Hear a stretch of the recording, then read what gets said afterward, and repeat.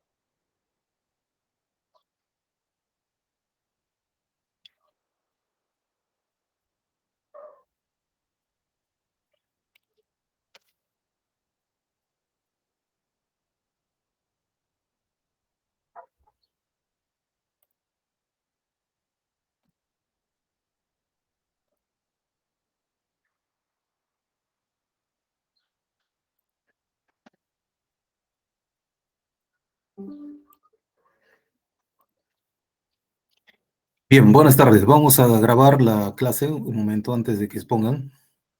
Voy a terminar el tema de dinámica. Antes de grabar, voy a traer mi lápiz óptico. Un segundito.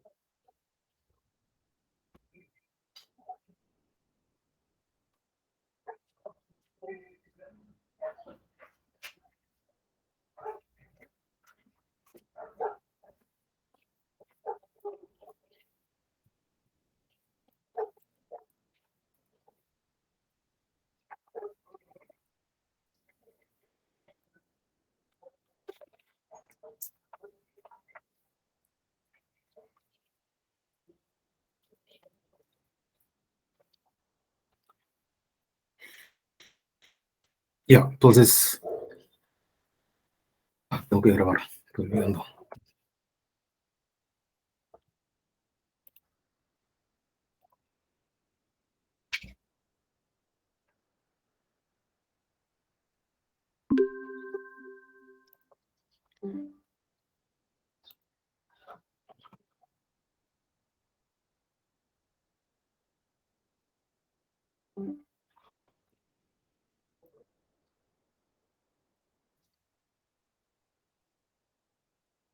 Bien, entonces la clase pasada estuvimos viendo lo que es dinámica lineal.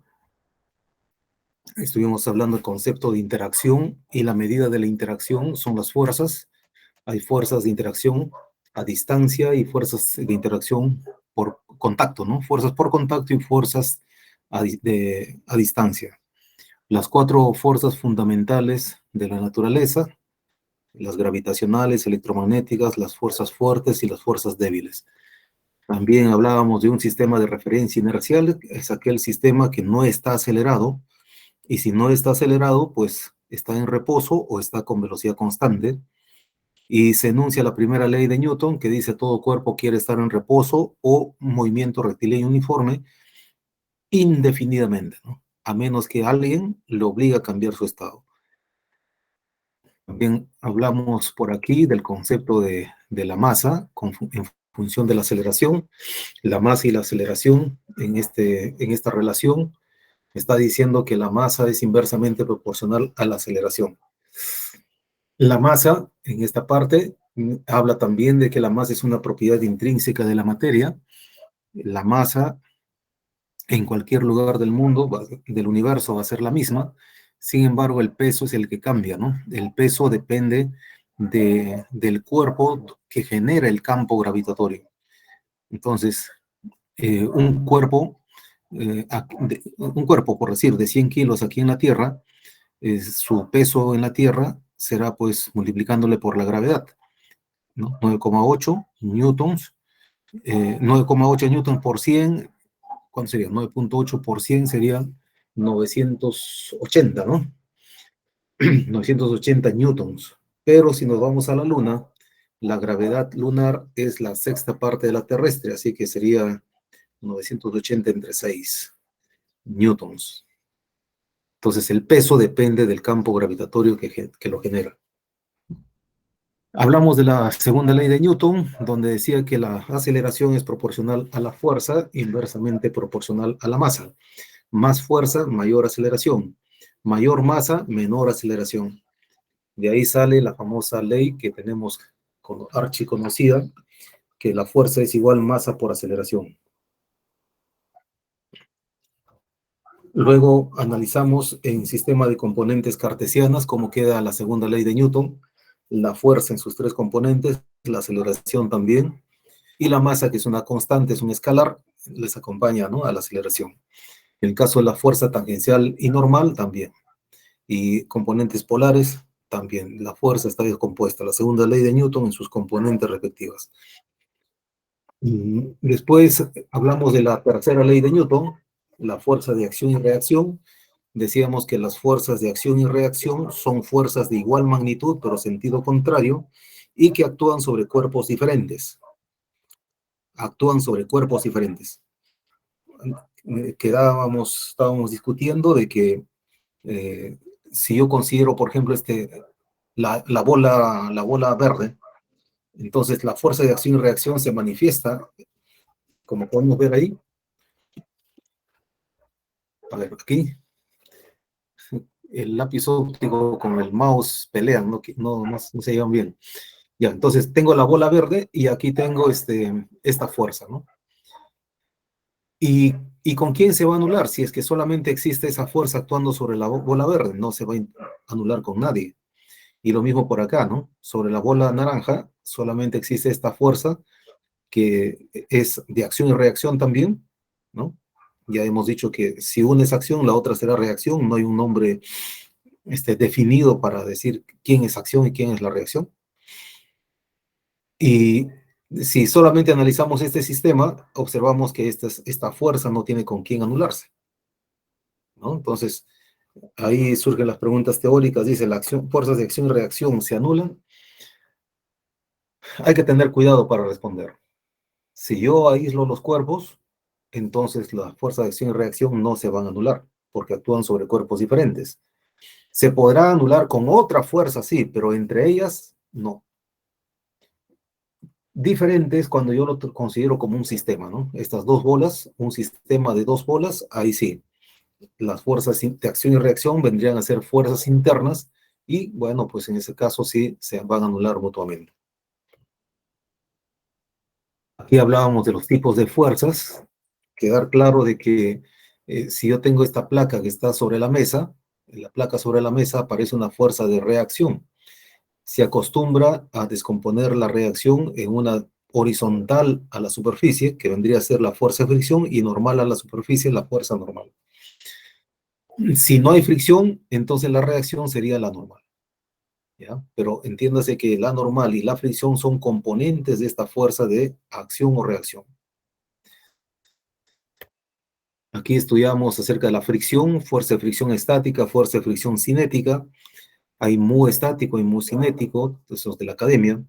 Pero también hay otro tipo de fuerza de fricción por rodadura, que no lo estamos tratando acá. También hay otros tipos de fuerzas que van a intervenir en este capítulo, por ejemplo, las fuerzas viscosas o las fuerzas debido al rozamiento de un fluido, ¿ya? Estas fuerzas son proporcionales a la velocidad, pero de sentido contrario, se oponen a la velocidad, y hay otras fuerzas también que se oponen a la velocidad, pero al cuadrado de la velocidad. Ay, disculpe. Otra fuerza es la fuerza elástica, que cumple con la ley de Newton, siempre y cuando estemos dentro de la región de la deformación elástica, ¿no? Si estamos dentro de la región elástica, el cuerpo recuperará su forma original, y si no, si sobrepasamos la región, el límite elástico, y ya el cuerpo, el resorte estará permanentemente deformado. Luego, en las aplicaciones de las leyes de Newton, hablamos de una partícula en equilibrio. En esas condiciones, la suma de fuerzas sobre ese cuerpo debe ser cero. Y si la partícula está bajo la acción de una fuerza neta, entonces la fuerza neta o la fuerza resultante debe ser igual masa por aceleración. Y estábamos viendo algunos ejemplos. Y acá hay uno, ¿no? Este que quedó. Aquí hay algo que quería comentarles. A ver, pregunto, si tú tienes un bloque en reposo, está ese bloque en reposo, y le jalas con una fuerza de 50 newtons, ¡fua! Lo jalas en dirección horizontal, ¿no? Lo jalas. Pregunto, ¿con qué velocidad estaría partiendo el bloque? Repito, el bloque está descansando sobre tu mesa, y agarras tú, ¿no? De una oreja, una asa que está ahí en tu bloque, y jalas de manera horizontal una fuerza con 50 newtons hacia la derecha. ¡Fua! Pregunto, ¿con qué velocidad inicial estaría partiendo el bloque? ¿De cero? Cero, ¿sí o no? Porque estaba en reposo, pues, ¿no? Entonces tú le tiras la fuerza y sale disparado el bloque, ¿no? Suponiendo, para simplificar, suponiendo que no haya rozamiento. Suponiendo que no haya rozamiento. Entonces, agarras 50 newtons al bloque, ¡fum!, lo mueves. ¿Cuál es su velocidad inicial? Cero, porque estaba en reposo. Ya, entonces, ante esa situación, aquí en el problema que habíamos resuelto, acuérdense que nosotros queríamos igualar la fuerza de tensión con la fuerza de rozamiento, ¿no? ¿Se acuerdan? Para el valor que estaba indicado acá, 100t cuadrado, perdón, 10t cuadrado más 100. Y habíamos encontrado que t salía imaginario, ¿no? T salía imaginario. ¿Por qué? Porque con T0 ya hay 100 newtons. 100 newtons superaba la fuerza de rozamiento estático, y ya el cuerpo se estaba moviendo. Entonces, este, yo pienso también que este problema puede haberse solucionado con la misma fuerza, ¿no? Aquí donde ya tenemos que integrar, aquí sería, ¿no? Mi fuerza menos la fuerza de fricción es igual masa por la aceleración, donde la aceleración es la derivada de v con respecto de t, el diferencial de t pasa por acá, y aquí viene la cosa, ¿no? Para el tiempo igual a cero, ¿cuál sería la velocidad del bloque en el instante t igual a cero? En el instante t igual a cero, la fuerza, habíamos calculado, creo que salía algo de 30, creo, ¿no? No me acuerdo, cuestión de volver a calcular. Ya había una fuerza inicial, pero eso no me interesa. Y yo estoy diciendo, para el tiempo cero, ¿cuánto era su velocidad inicial? Era cero.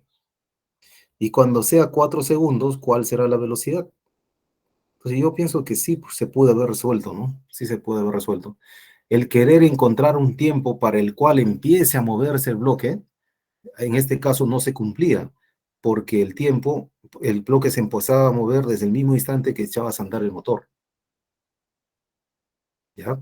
Entonces, hay que tener cuidado esa observación, ¿ya? Se me vienen las ganas de estornudar.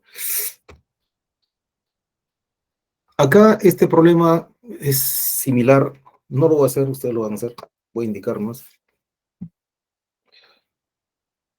Se me vienen las ganas de estornudar, cabrón. Ya. Mira, dice, el motor M está en el vagón, ¿ah? Está ahí anclado al vagón. El motor M enrolla el cable con una aceleración de 4 pies por segundos al cuadrado, medida con respecto a la vagoneta de mina de 200 libras. Ojo, 200 libras, cuando está en el sistema inglés, 200 libras es peso, ¿eh? Es fuerza, por si acaso, es peso. Determina la aceleración de la vagoneta y la tensión en el cable. Ignora la masa de las poleas. Cuando te dan un problema en el sistema inglés, trabájalo todo en el sistema inglés. No te hagas problema, no lo pases a otro sistema. Trabájalo todo en el sistema inglés.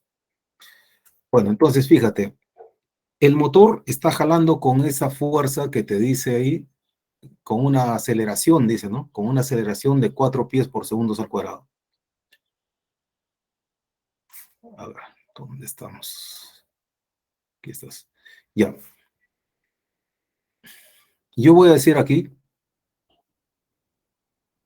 hay una tensión. Hago un corte acá, hay una tensión. Hago un corte aquí, hay una tensión. ¿No es cierto? Tensión, tensión. Entonces, 3 cuerdas se están tirando del bloque, del vagón. Por otro lado, aquí tengo su peso. ¿Qué más tengo? Tengo su fuerza normal, ¿no es cierto? Fuerza normal. ¿Qué más? ¿Hay rozamiento? No me dice nada de rozamiento, así que no considero el rozamiento. Ya está. Tengo ahí mis fuerzas identificadas y como dije, hay que descomponer las fuerzas ahora, el siguiente paso. ¿Cómo lo descompongo? En dirección paralela y perpendicular al movimiento. A ver, ¿dónde se mete esto? Aquí está. Entonces vamos a descomponerlo en esa dirección y en esta otra dirección. ¿Ya? Entonces tengo esa fuerza y por aquí tendría esta otra fuerza.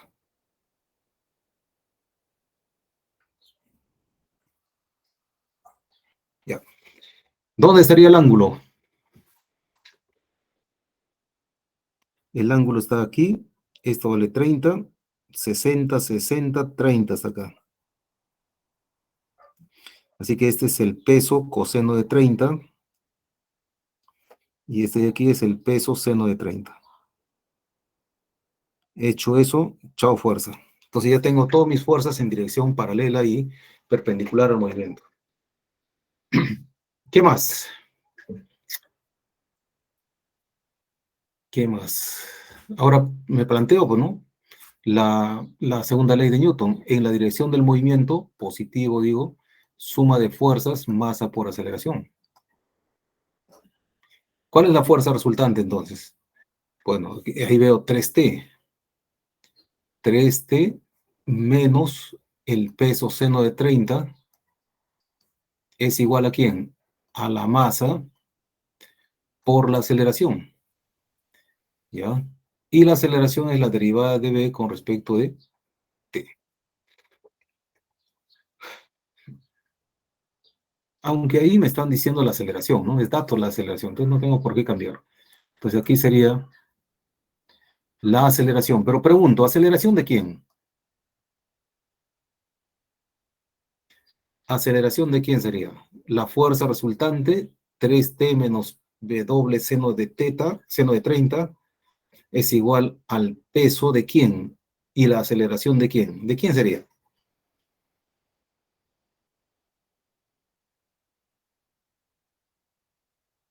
Del motor. ¿Del motor? ¿De la polea? Dice masa de la polea por ahí. Habla masa del motor por ahí. De la vagoneta. De la vagoneta, pues todo. La vagoneta está incluido la carga, las piedras que tiene ahí, el motor, la polea, las llantas, todo, ¿no es cierto? Todo ese peso, ¿cuánto vale? 200 libras.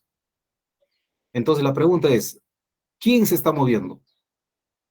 Se está moviendo la vagoneta, entonces debe ser ahí la masa de la vagoneta, pues, ¿no? Masa de la vagoneta por la aceleración de la vagoneta, por la aceleración de la vagoneta.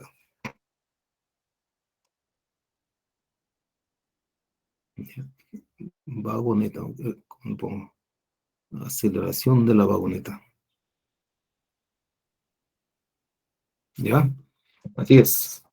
No es la aceleración de la cuerda, ¿ya? No es la aceleración de la cuerda, es la aceleración de la vagoneta. Listo.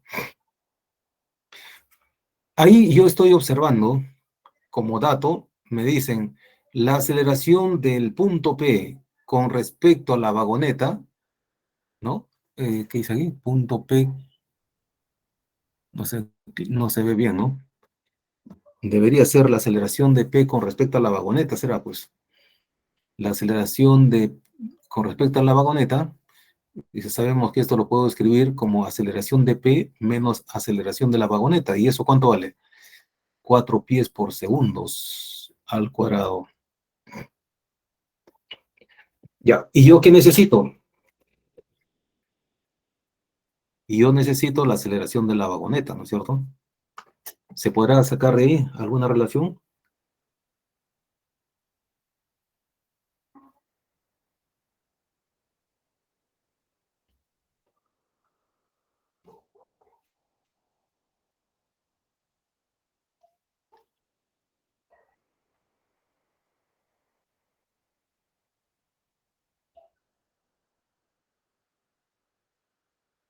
Mm, Me va a faltar datos, ¿no?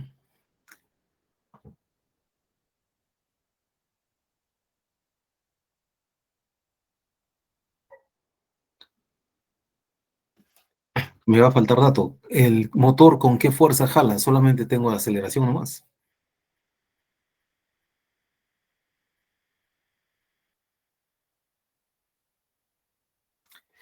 El peso es conocido, la tensión, la aceleración de la vagoneta. Pero la aceleración del punto P con respecto a quién? Al carro, ¿será?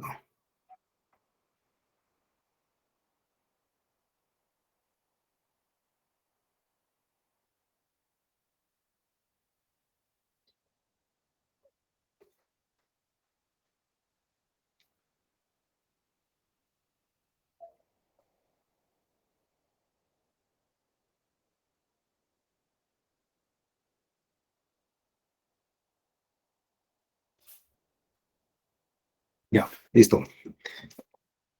Aún nos falta una relación más. Nos falta una relación más. ¿Cuál es esa relación? La longitud, pues.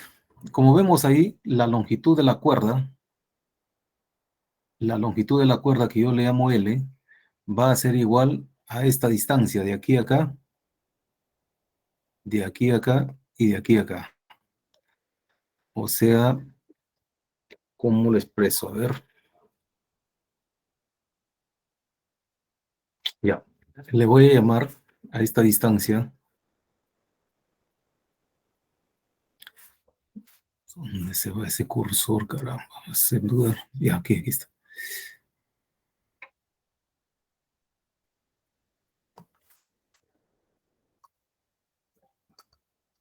Ya. Este es el X de la vagoneta, pues, ¿no? La distancia que está de la vagoneta con respecto a la pared. Así que yo puedo decir que la longitud de la cuerda vendría a ser 3 veces.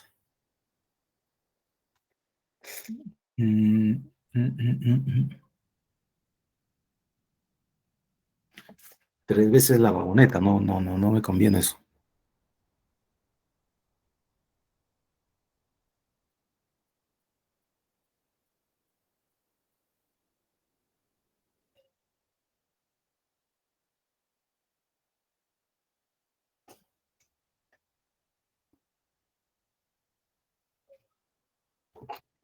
Ya, podría también ponerle aquí como dato este. Esta es la distancia al punto P. Ahí está. El X del vagón y el XP. ¿Cómo lo relaciono el X del vagón con XP? Allá. Entonces podría decir así, ¿no? Si es así, esta distancia, ¿cómo sería? Esta distancia sería X del vagón menos XP. Listo, yo tengo eso.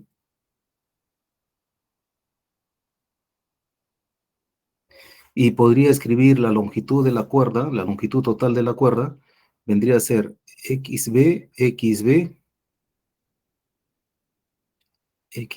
dos veces, ¿no? Dos veces XB más XP más este pedazo que está aquí, que vendría a ser XB menos XP. Está bien o no? La longitud total de la cuerda sería toda esta longitud más esta longitud que llamo XB, más esta longitud que es XP, y este cachito que está por aquí sería XB menos XP. Si lo ordenamos, aquí sería L, ¿cómo sería? 2 más 1, 3. 3XB más XP con menos XP se van. Ya no me gusta, no me gusta eso. No he logrado nada.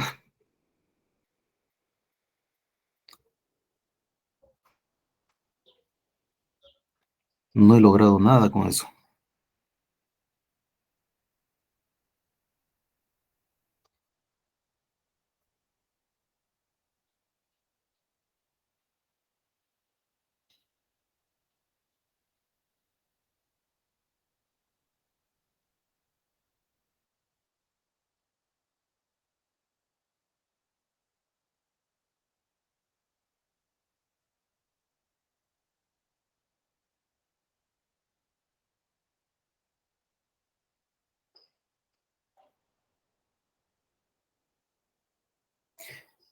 Ya, el problema es que ahí, según el problemita el motor está ejerciendo una tensión, pero ¿cómo lo relaciono? ¿Cómo lo relaciono con la fuerza?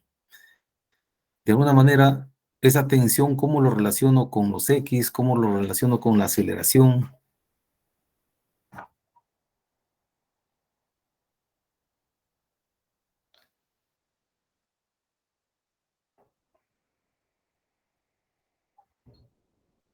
Claro, no he hecho nada, ¿no? XP, XP.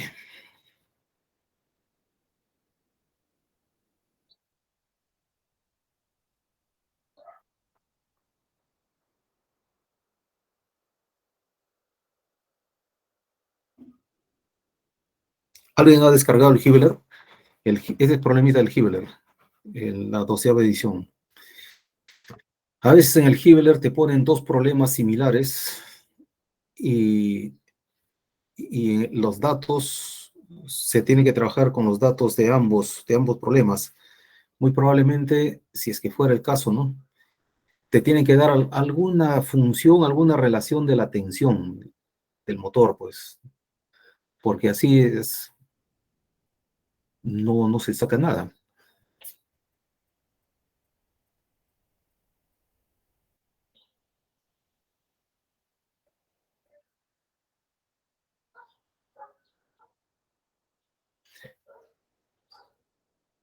Ya, ahora otra cosa más. A ver, lo voy a sacar por otro lado. A ver, puedes sacarlo por otro lado, ¿ya? A ver, imaginémonos lo siguiente. Imaginémonos lo siguiente.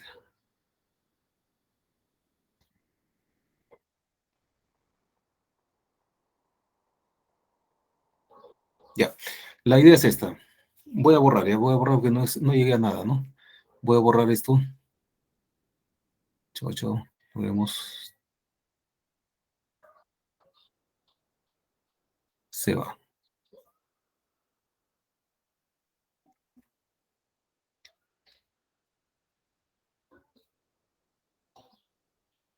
Ya, imagínense, supongamos que el bloque, el carro ha subido una distancia tal como X.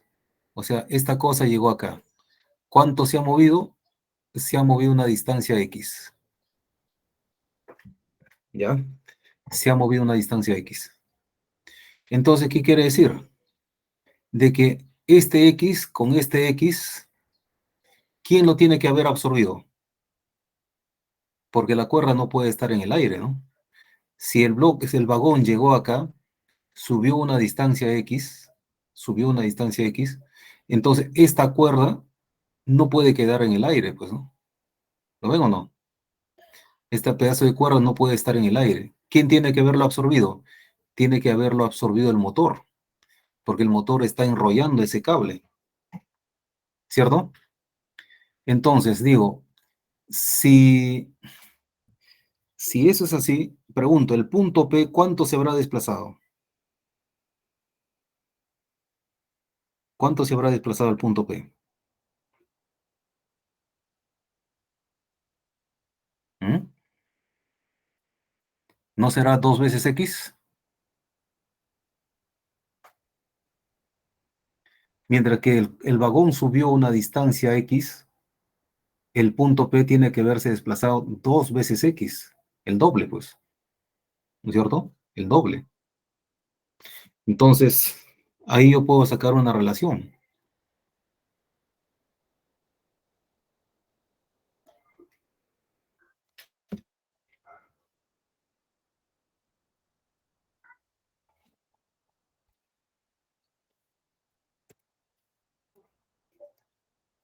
¿Qué pasa? ¿Qué pasa? ¿Lo ven o no lo ven?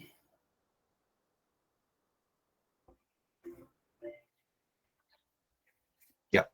Entonces estoy diciendo que si el vagón sube una distancia X, el punto P tiene que haber bajado el doble, necesariamente, porque la cuerda siempre debe quedar tensa. Entonces digo acá,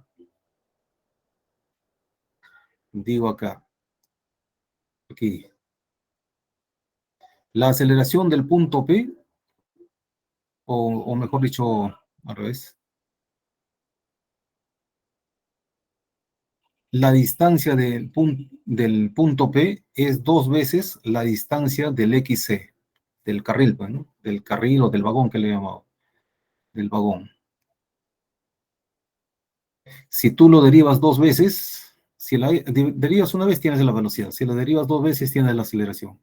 Entonces sería la aceleración de P sería 2 veces la aceleración del vagón. Entonces ya tengo aquí una relación que aquí me va a servir. Uy, un ratito, se me va la batería.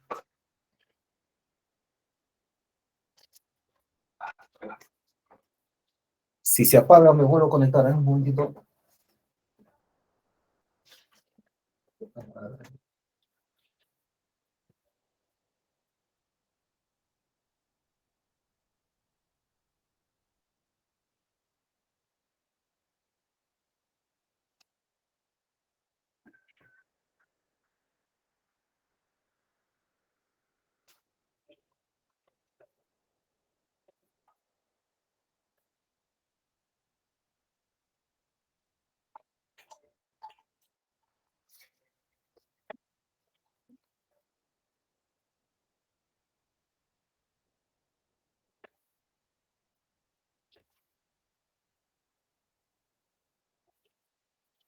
Ya, solucionó el problema. Listo.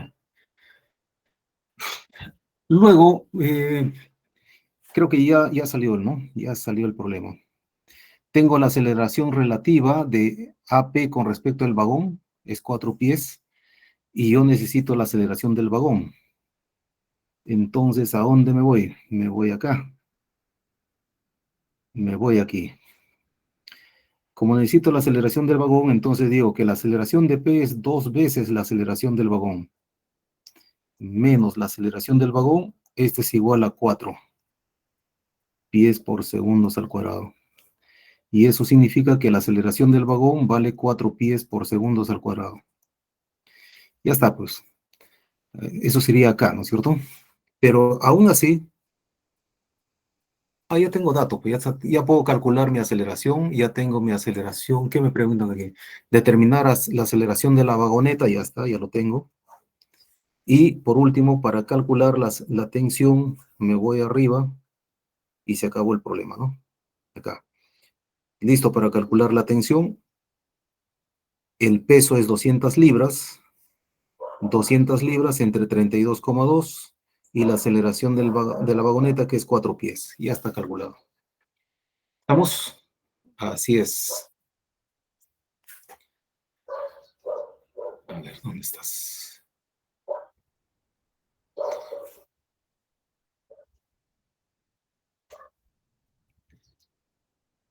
Listo, en asterisco despejas el T. Despejando el T. Bueno, ahí sería el W, la aceleración de la vagoneta entre la gravedad más el seno de 30 y sobre 3. Ya, reemplaza datos. Ahí está. ¿En qué te va a salir las unidades? ¿En qué te va a salir? ¿En qué te va a salir? Ojo, mucho cuidado. La gravedad, 32.2 pies por segundos al cuadrado. Ya está. Todo aquí te debe salir, todo esto te debe salir en libras.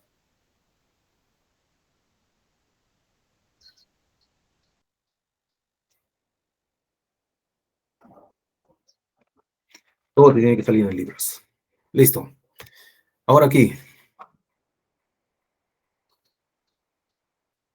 A ver, un ratito, un ratito, un ratito. Vamos a tener esto.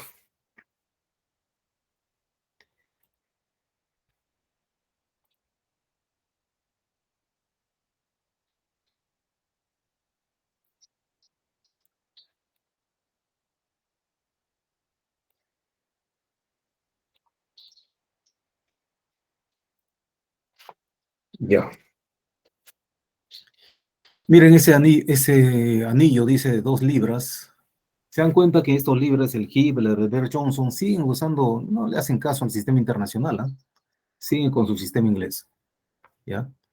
Entonces, ese anillo de 2 libras ajusta flojo, dice una flecha lisa, esa tubo horizontal. Si el resorte no está alargado cuando ese vale 0, significa ese quién es, ese es este, ¿no? Este de aquí.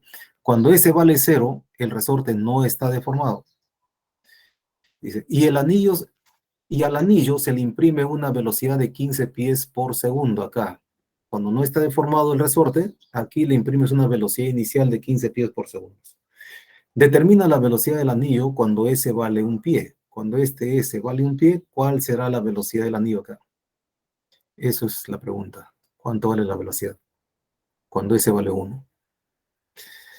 Ya, entonces, ¿qué tenemos que hacer? Diagrama de cuerpo libre, pues. Dice que es una flecha lisa, entonces solamente hay normal nada más. Por aquí existe una normal. Este tiene un peso y hay una fuerza elástica, ¿no? La fuerza del resorte. La fuerza del resorte. Y ahora descompones la fuerza en la dirección del movimiento y en dirección perpendicular. Así que aquí en dirección, aquí habrá una fuerza y esta de acá, aquí habrá una fuerza y esto se eliminaría. Pero antes de hacer eso, el ángulo, no tengo ángulos, no importa, lo ponemos aquí teta y teta estaría aquí. En mi resultado debe desaparecer teta, ¿no es cierto? Ya está. Hecho eso, entonces este de aquí viene a ser F cos teta y este viene a ser F seno de teta. Ahora sí, se fue la fuerza. Todo en dirección horizontal y en dirección vertical. Como no hay este rozamiento, entonces en la normal no trabajamos, trabajamos en la horizontal. Oye, ¿qué dice? Ya. Ojo que el cuerpo se está moviendo hacia la derecha. Entonces decimos, en la dirección del movimiento positivo, segunda ley de Newton, fuerza igual masa por aceleración. Listo. Ahora decimos, ¿cuál es la fuerza que está actuando sobre la cosa esta? Es F seno de teta. F seno de teta. Pero está en dirección contraria al movimiento, ¿no? Negativo entonces. Y este es igual a la masa pero como está dado en el sistema inglés, más es peso entre la gravedad, multiplicado esto por la aceleración. Ya está, se acabó el problema. Como esta es una fuerza elástica, entonces la fuerza es K por X. Pero, ¿quién es X? Es la elongación. Y el resorte, aquí hay una longitud inicial, aquí hay una longitud final. Entonces, ¿cuál es la longitud final? ¿Cuál es la deformación? La deformación es la longitud final menos la inicial, pues, ¿sí o no?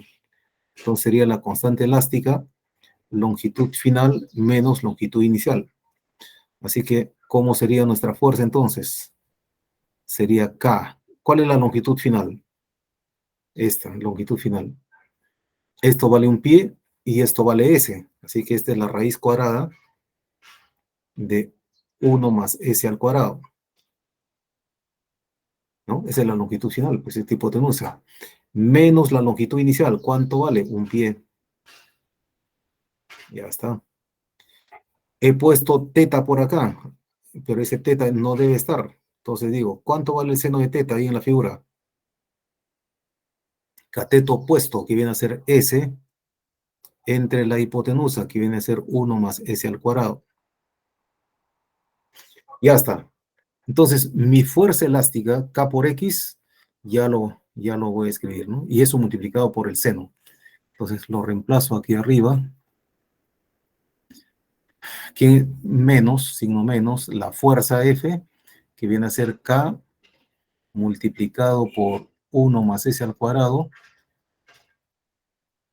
menos 1, esa es la fuerza, multiplicado por el seno, pero el seno es S sobre la raíz.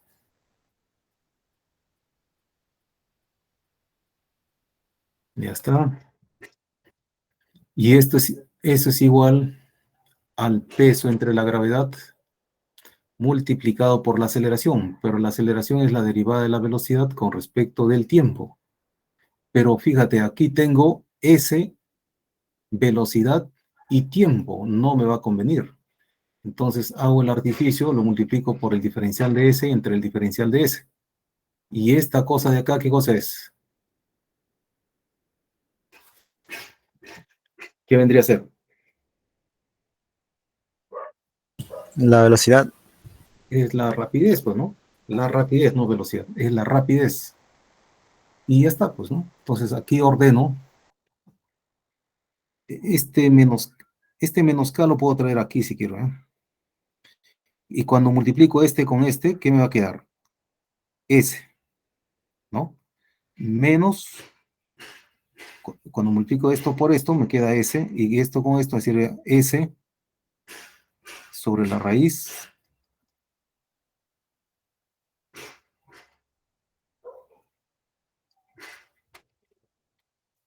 ¿ya? Y esto es igual a menos, dije, W sobre G, este K pasa aquí a dividir, aquí tengo el diferencial de, aquí tengo B diferencial de B, y este es diferencial de S que pasa por acá, pues, ¿no?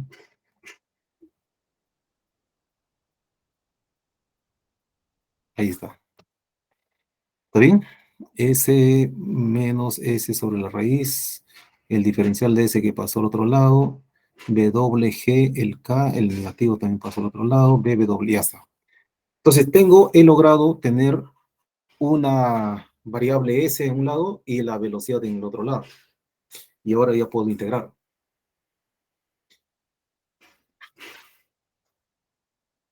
Integro. Y digo, cuando S vale 0, ¿cuánto vale tu velocidad inicial?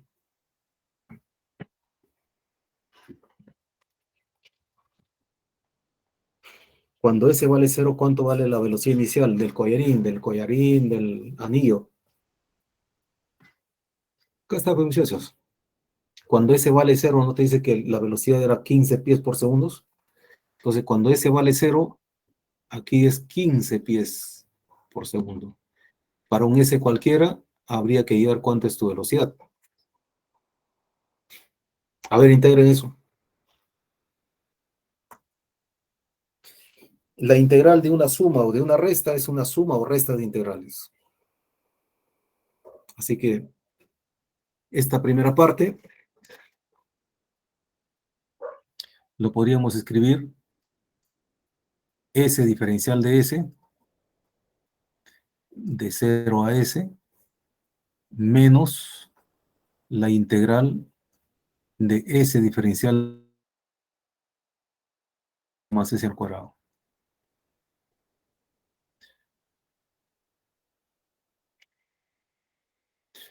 Igual a todo lo que está acá. ¿Cuánto vale la primera?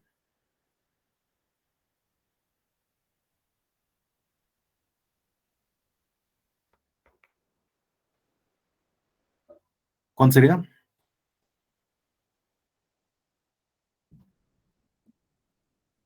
S diferencial de S. ¿Cuánto es? La variable es muda, jóvenes. Aquí dice S diferencial de S, pero en vez de S puedes escribir X. X diferencial de X. ¿Cuánto vale la integral? La integral de X diferencial de X.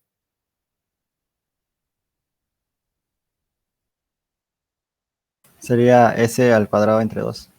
S al cuadrado sobre 2, pues así de fácil, ¿no?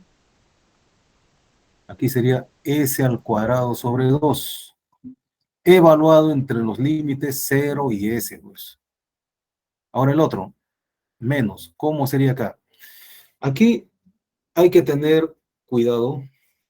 Apliquemos una reglita. Una reglita. Vamos a ponerle aquí, ¿eh? La regla dice la siguiente. Voy a volver a copiar esa integral. Se metió. Acá está. S diferencial de S sobre la raíz 1 más S al cuadrado. Ya, la reglita dice lo siguiente. Tú le vas a llamar U a 1 más S al cuadrado. O sea, todo este radicando es 1 más S al cuadrado. Le llamas U. Y ahora le tomas el diferencial de U. El diferencial de U sería, a ver, la derivada de este señor sería 2S. ¿No es cierto? 2S, esa es la derivada. Y le multiplicas por el diferencial de S. O sea, estás diferenciando ambos lados. La diferencial es la derivada por el diferencial. Hecho eso, ¿cómo queda tu integral? Tu integral ahora quedaría así. Mira, la raíz de U, ¿sí o no? La raíz de U, porque hemos dicho que 1 más S cuadrado es U. Entonces me va a quedar la raíz de U. Y S diferencial de S, eso está aquí. S diferencial de S. Eso vendría a ser tu diferencial de U sobre 2. Y como 2 es una constante, le sacas afuera. Ahí está. ¿Ya puedes integrar? Probablemente ahí todavía está un poco feo, ¿no? Entonces lo que se hace es, este de acá le puedes escribir como U a la menos un medio, ¿sí o no? ¿Está correcto?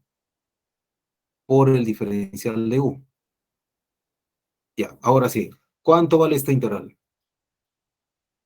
¿Cuánto sería esta integral?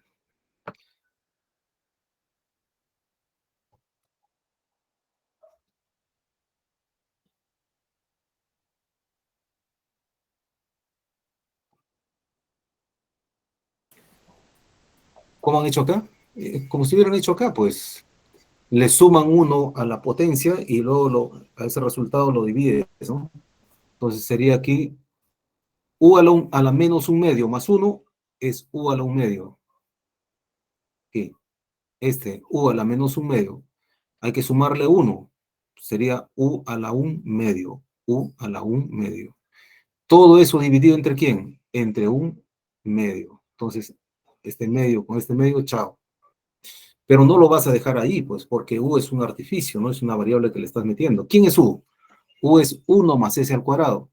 Entonces tienes 1 más S al cuadrado elevado a un medio, pero eso viene a ser la raíz. ¿Listo? Esa es la integral. Entonces la integral de este término que está aquí viene a ser la raíz de 1 más S al cuadrado. Una vez que ya está integrado, lo evalúas entre los límites de integración de 0 a S. Y en el otro lado es menos WG por K, y aquí sería B al cuadrado sobre 2. B al cuadrado sobre 2. Y eso está evaluado entre 15 y D. Ya está. ¿Cómo queda la primera integral? Este primer resultado, el primer término. Acá, ¿cómo queda? Bueno, aquí sería s al cuadrado menos 0. O sea, es s al cuadrado sobre 2, ¿no? Aquí, s al cuadrado menos 0 al cuadrado. Sería s al cuadrado sobre 2. Aquí, ¿cómo sería? Cuando esto entra acá, va a quedar lo mismo. 1 más s al cuadrado. ¿Menos quién? Ahora, cuando s vale 0. Cuando esto vale 0, menos 1. Y acá sería menos w por k. Aquí sería el 2, lo traes por acá. Y aquí sería b al cuadrado menos 15 al cuadrado. B al cuadrado menos 15 al cuadrado. Listo. ¿Qué te piden hallar? Hallar la velocidad. Entonces, encuentras la velocidad. Para hallar la velocidad, lo único que tienes que hacer aquí es, a ver, ¿cómo sería? Si quieres hallar la velocidad, sería 2g por k sobre el w.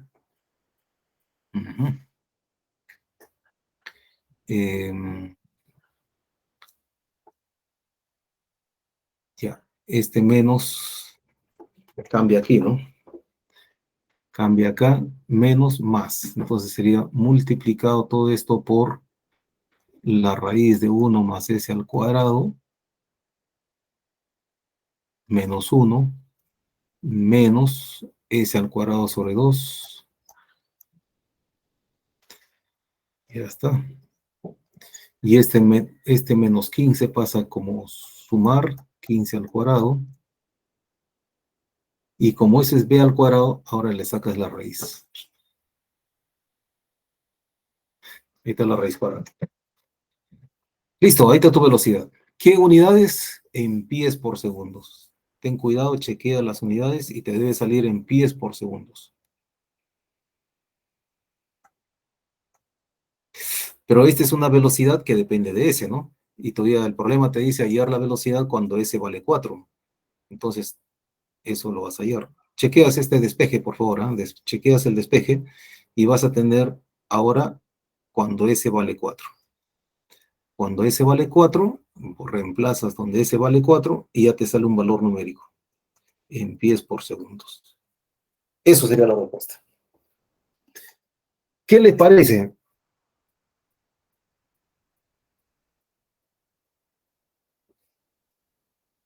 Resolverse los problemas por la segunda ley de Newton, o sea, por dinámica, no es muy fácil a veces. Nos vamos a topar con integrales complicadas a veces, ¿eh? A veces. Afortunadamente, hay otro capítulo que se llama el teorema, capítulo de energía, ¿no? Trabajo y energía. Vamos a volver a resolver este mismo problema, pero por conservación de la energía. Entonces, cuando se resuelve un problema usando conservación de la energía, el problema se hace mucho más sencillo. Y lo vamos a ver después del parcial. Ya, entonces, ¿alguna pregunta hasta acá?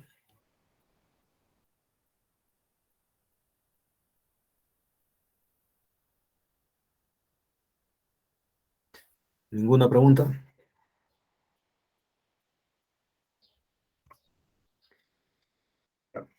Y tenemos otra velocidad, otro problema, dice, donde la fuerza de flotación del globo es 500 kilos. La fuerza de flotación. Perdón, estoy leyendo mal. La fuerza de flotación sobre el globo de 500 kilogramos, o sea, ese es su peso, 500 kilogramos es su peso, y la fuerza de flotación es 6 kilonewtons. La fuerza de flotación es 6 kilonewtons. Y la resistencia del aire es 100 veces la velocidad. Pero el globo está subiendo, así que la velocidad ya te han puesto hacia abajo, está en contra. B está en metros por segundo. Y te dice determinar la velocidad terminal o máxima del globo si parte del punto de reposo. O sea, estar en reposo abajo en la Tierra, está en reposo, empieza a ascender y va haciendo acelerado, acelerado, acelerado. Y conforme va ganando velocidad, la fuerza, ¿no? La fuerza, esta fuerza de arriba, que es proporcional a la velocidad, pero de sentido contrario, lo va frenando, Y va a llegar un momento en que el globo ya no está acelerado. El globo se moverá ya con velocidad constante, subirá con velocidad constante. O puede quedarse también en reposo, ¿no? Puede quedarse en reposo. Entonces se le dice ahí, pero no, sigue subiendo, pero con velocidad constante. Ya no acelerado, sino con velocidad constante. Ahí se dice que el cuerpo ha llegado la velocidad terminal o la velocidad máxima del globo. ¿Ya? Entonces, eso es lo que hay que tener en cuenta.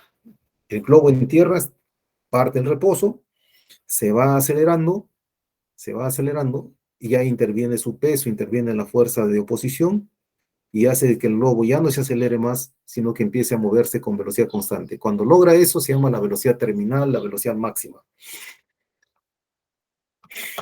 Y bueno, ¿qué tenemos acá? Peso, pues, ¿no es cierto? Su peso. Hay un peso, mg. Como la masa está en kilogramos, entonces le pongo su peso mg. ¿Y qué vas a hacer? Suma de fuerzas en la dirección del movimiento en masa por aceleración. El globo se está moviendo hacia arriba. Ya está. Entonces tienes la fuerza F, que apunta hacia arriba, menos la fuerza FD, menos el peso, es igual a su masa por la aceleración. Y la aceleración es la derivada de B con respecto de T. Listo. ¿Cuánto vale la fuerza F? 6.000 newtons. 6.000 newtons. Menos la fuerza de FD, 100 veces B. 100 veces B, newtons. Menos el peso. ¿Cuánto es su masa? 500 kilos. Lo tienes que multiplicar por 9.8, ¿no? Y este es igual a la masa. ¿Qué masa? 500 kilos. Multiplicado por el diferencial de B con respecto del tiempo. Ya está. ¿Cuánto sale esto, por favor? 6.000 menos 500 por 9.8, ¿cuánto sale?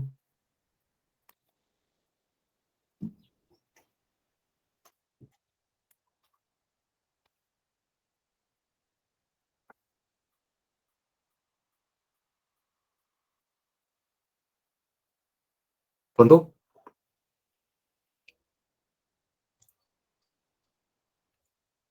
1100 menos 100, ¿va? 6.000 menos 500 por 9.8, ¿cuánto es eso? ¿1000 cuánto? 1100. 1100. 1100.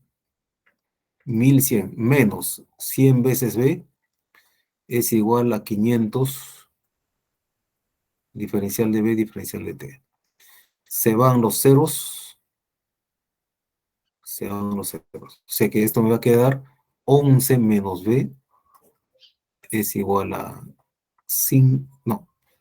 Espera, un momentito que.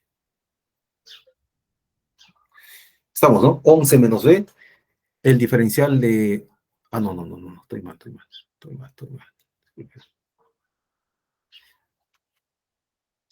Ya, vamos a hacerlo. 11 menos B, no hay problema ya. 5 diferencial de B, diferencial de T. ¿Qué debo hacer? Pregunto, ¿qué debo hacer?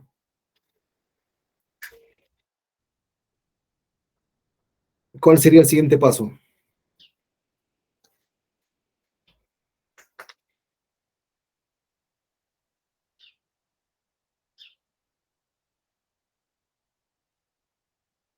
¿Mm?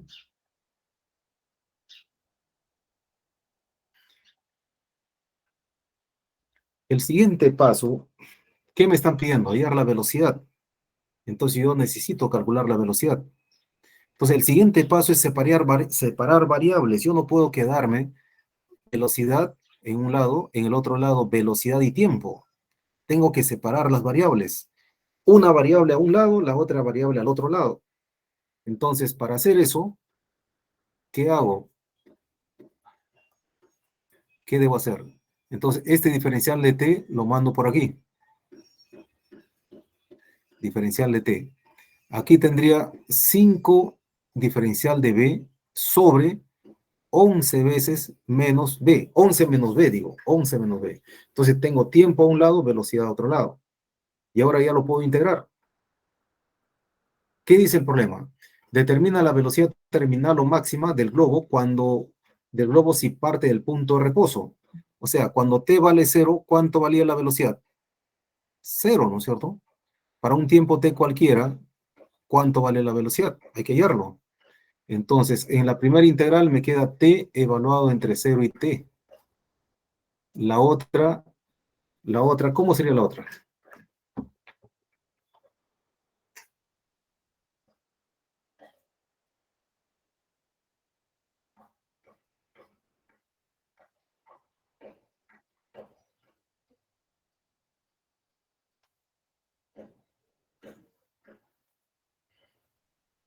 Cinco puede salir. Ya, vamos a ponerle 5 sale fuera, ¿ya?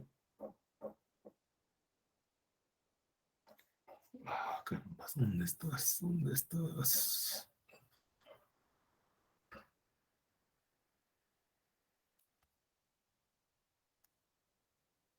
Perfectas. Ya. 5 sale fuera de la integral. Y voy a tener aquí lo voy a hacer, ¿eh?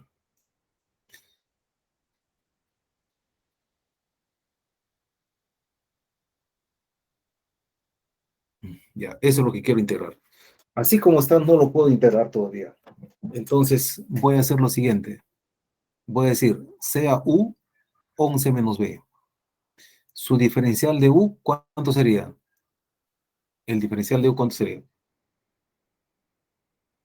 Diferencial de Deriva, V. deriva primero. Al derivar vas a tener menos 1, ¿no es cierto? Menos 1. La derivada de esto de aquí es menos 1 por el diferencial de b. Ya está. Entonces, ¿cómo queda tu integral? ¿Cómo queda la integral? La integral quedaría, mira, abajo, ¿quién sería? U, ¿no es cierto? Abajo quedaría U. Y aquí, diferencial de B sería menos el diferencial de U. Ahora, este signo menos lo puedes sacar.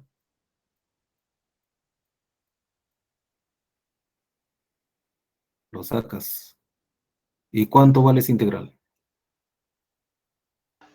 Logaritmo natural. Logaritmo natural, pues, ¿no? Este es el logaritmo natural de U. Y como no debe quedar con esa variable U, ¿cómo sería entonces? Menos logaritmo de ¿quién? ¿Quién es U? U es 11 menos B. Eso es, logaritmo, menos logaritmo de 11 menos B. Entonces, todo aquí sería o sea, 5 multiplicado por menos, ya le pongo el menos acá, logaritmo de 11 menos B, y eso todavía hay que evaluarlo en los límites de integración que dice 0B. Ya está. Al resolver esto de aquí, sale lo mismo, ¿no es cierto? La primera parte. Esto sale t. Y acá sería menos 5, sería logaritmo de ¿quién? Logaritmo de lo mismo, 11 menos b, menos el logaritmo de 11, ¿no es cierto? Menos el logaritmo de 11. Aquí, menos el logaritmo de 11. ¿Y esto cómo va a quedar todavía? Esto es t menos 5, logaritmo de ¿quién? ¿Logaritmo de quién? Del cociente, ¿no es cierto? Del cociente 11 menos b sobre 11. Ya está. Más todavía. Esto de acá lo puedes escribir así, ¿no? Le puedes escribir como menos t quintos. Menos t quintos, este es igual al logaritmo de 11 menos b sobre 11. Y le tomas la base de los neperianos. Si tomas la base de los neperianos, ¿en qué se convierte?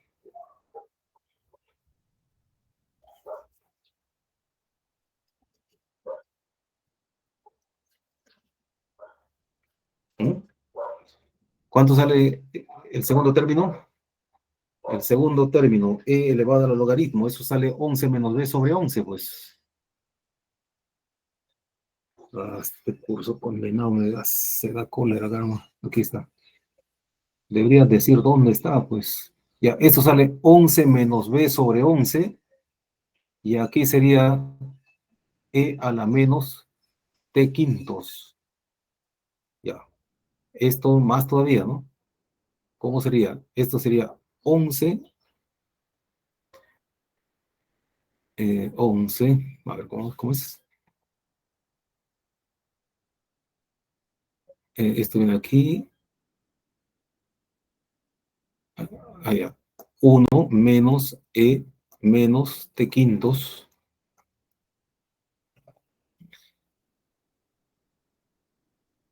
y este es b. ¿Estamos o no estamos? Este pasa a multiplicar acá, y luego sería, lo traigo acá, sería 11, factorizo 11, 1 menos la exponencial por b. Listo. Esta es tu velocidad en términos del tiempo. ¿Ya? Esta es tu velocidad en términos del tiempo. Pero, ¿habremos alcanzado la velocidad límite, la velocidad terminal? No. Esa es la velocidad en función de t. Pero para hallar la velocidad límite o la velocidad terminal, ¿qué deberíamos hacer?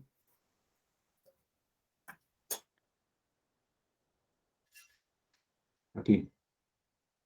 Todavía no hemos encontrado la velocidad terminal. Entonces, para hallar la velocidad terminal o la velocidad límite,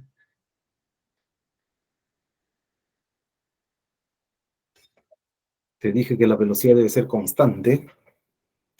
¿Qué debe pasar? ¿Qué debería pasar? Aquí, según vemos la velocidad, como depende de una exponencial decreciente, entonces conforme avanza el tiempo, la velocidad está disminuyendo. La velocidad va disminuyendo, va disminuyendo, va disminuyendo, ¿no? Entonces, la velocidad no va a ser constante. ¿Qué debería suceder para que la velocidad sea constante? ¿Qué debería pasar? Que sea un tiempo muy grande, ¿no es cierto? Que sea un tiempo muy grande. Entonces, si el tiempo se hace bien grande, ¿qué pasaría con la exponencial? Se dice generalmente, ¿no? En física, se dice, cuando t tiende al infinito, se utiliza esa expresión. Entonces, cuando el tiempo tiende al infinito, ¿cuánto queda mi exponencial? ¿Cuánto sería mi exponencial? Cuando el tiempo se Cero, hace muy grande, la exponencial se hace cero, ¿no? Entonces, ¿cuánto quedaría mi velocidad terminal entonces? 11. 11, pues. Entonces, la velocidad límite o terminal vendría a ser 11. ¿11 qué? Pies por segundo, metros por segundo. 11 metros sobre segundos. Eso sería tu velocidad límite. ¿Ya? Así es.